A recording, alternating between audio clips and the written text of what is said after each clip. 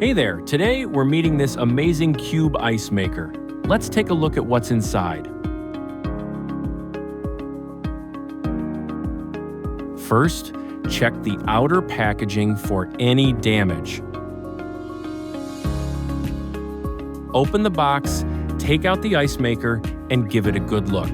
To prevent scratches and fingerprints, there's a blue protective film on the silver machine. Just peel it off. Check the machine and you will find an ice scoop, an ice bin, and water bottle seat, and a manual.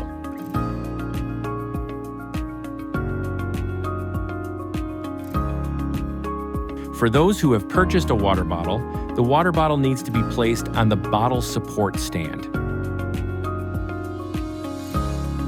Place the machine on a flat surface and let it sit for 24 hours before using. We hope this video helps you out.